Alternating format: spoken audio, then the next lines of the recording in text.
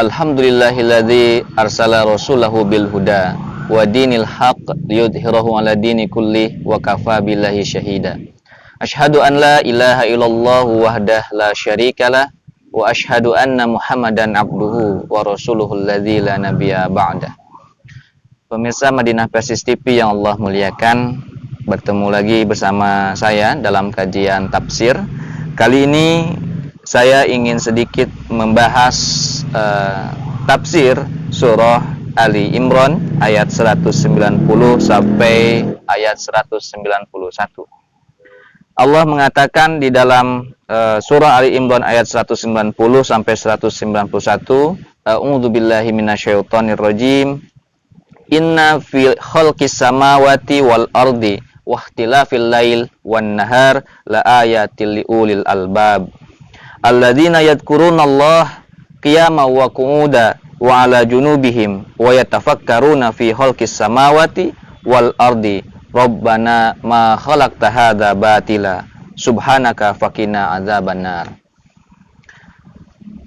Di dalam ayat ini Allah ingin menjelaskan tentang adanya istilah ulul albab. Ulul albab adalah istilah sebutan bagi manusia yang berakal dan memfungsikan akalnya. Ibnu Katsir mengatakan dalam kitab tafsirnya bahwa ulul albab itu adalah al-uqulus salimah wal fuhumul mustaqimah. Akal yang selamat dan pemahaman yang lurus, ya, yang tidak bengkok, yang tidak ternodai oleh pemahaman-pemahaman yang menyimpang. Atau dalam bahasa yang lain, ulul albab itu adalah ashabul uqul, yang memiliki akal, ya, dan memungsikan akalnya itu. Kalau kita sederhanakan, maka ulul albab itu bisa kita gambarkan seperti inti dari apa yang ada dari cangkang itu, inti di dalamnya gitu ya. Kalau misalkan kita lihat sebagai kacang, ya, kacang ini di dalamnya ada biji, ada kulitnya. Nah, ulul albab itu intinya itu. Kenapa? Yang bersih, yang tidak ternoda itu, gitu ya, yang tidak ada kotoran itu. Makanya nanti ulul albab itu dia tidak akan ada noda, tidak akan ada kotoran, tidak akan ada kabut-kabut ide gitu ya. Dia tidak akan ditutupi oleh kerancuan berpikir. Nah, itulah ulul albab. Dia punya pandangan yang luas tetapi tetap dilandasi dengan kejernihan pandangannya itu. Kejernihannya dari mana? Dari Allah Subhanahu wa taala, pemberian dari Allah Subhanahu wa taala. Jadi dia tidak akan melakukan penyimpangan dalam pemikirannya. Tidak akan rancu, ya, tidak akan keluar dari aturan. Itulah ulul albab. Nah, ulul albab itu dalam ayat ini disandingkan dengan proses penciptaan alam semesta. Allah mengatakan penciptaan langit di sini, penciptaan bumi, kemudian apa yang membedakan antara malam dan siang itu sebagai tanda, dan tanda itu bisa ditangkap oleh orang-orang yang mau berpikir, yaitu ulul albab. Siapa ulul albab itu? Alladzina yadhkuruna, orang-orang yang memikirkan Allah gitu ya. Alladzina yadhkurunallaha, orang-orang yang memikirkan Allah, orang-orang yang berzikir kepada Allah Subhanahu wa taala.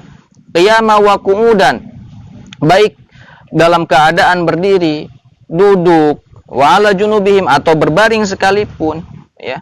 Jadi dimanapun dia akan berzikir kepada Allah, memikirkan Allah gitu. Ya, kenapa diartikan memikirkan atau mengingat sesuatu, mengingat Allah? Nah, ini nanti ada kata zikir dan ada kata fikir di sini. Jadi ulul albab itu adalah orang yang menggabungkan keduanya. Kata Allah di sini setelah itu wa yatafakkaruna fi khalqis samawati wal ard. Itu orang yang memikirkan tentang penciptaan langit dan bumi. Gitu ya. Kalau tadi yadhkurunallaha qiyaman wa qu'udan wa 'ala junubihim, bahwa ulul albab itu adalah orang yang berzikir kepada Allah, mengingat Allah dalam keadaan berdiri, duduk, atau berbaring. Ditambah wa yatafakkaruna fi khalqis samawati wal ard, dia memikirkan sesuatu tentang penciptaan yang Allah lakukan, ya, yang ada di langit, yang ada di bumi gitu. Sampai kemudian dia akan akan mengatakan Rabbana ma khalaqta hadza batila subhanaka faqina adzabannar. Sampai kemudian dia itu akan berdoa dan mengatakan ketakjubannya, kekagumannya atas proses penciptaan langit dan bumi itu. Nah, makanya nanti karakter ulul albab itu menurut surah Ali Imran ayat 190 sampai 191 itu adalah orang yang bisa menggabungkan antara zikir dan fikir. Zikir itu adalah upaya untuk mengingat Allah, kalau fikir itu adalah upaya untuk menambah pengetahuan yang baru gitu. Itu fikir ya. Kalau zikir dia mengingat Allah Subhanahu wa taala. Nah, di sini juga kita bisa mengetahui bahwa zikir itu tidak hanya lisan saja, tetapi dia bisa memikirkan tentang kemahakuasaan Allah dengan ayat-ayatnya, dengan tanda-tanda kauniyahnya ya. Melihat alam semesta bagaimana penciptaannya, sampai kemudian pemikirannya itu bisa produktif dan bermanfaat di kemudian hari ya. Menciptakanlah teknologi pesawat terbang, kemudian teknologi media dan sebagainya, melihat adanya alam itu, kemudian mesti dirawat alamnya ya. Itu kan masih banyak lagi potensi-potensi yang bisa dikembangkan dari zikirnya kepada Allah itu, termasuk aktivitas pikirnya kepada Allah itu, kepada makhluk Allah Subhanahu wa taala begitu.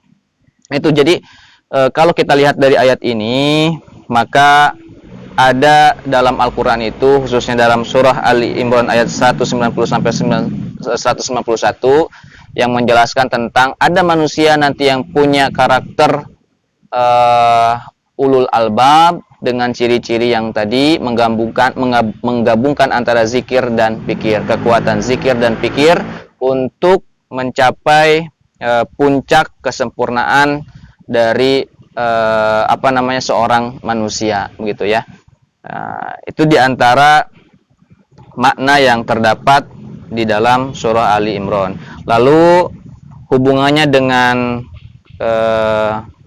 kita hari ini adalah mari kita sama-sama menggunakan potensi zikir dan pikir ini untuk mencapai satu proses pembentukan karakter ulul albab, yang kemudian dari sana muncullah produktivitas pikiran, produktivitas zikir dalam hal yang konkret ya, yang bisa membantu atau bisa menebarkan kebermanfaatan yang lebih luas. Sampai kemudian nanti adanya teknologi media, kemudian nanti dirancang lagi, apalagi kita sedang menuju ke revolusi 5.0 ya, hari ini di 4.0 ya. Itu yang mesti kita kuatkan hari ini. Itu saya pikir yang bisa dibahas pada kesempatan kali ini. Aku qouli hadza astaghfirullah li wa lakum. Assalamualaikum warahmatullahi wabarakatuh.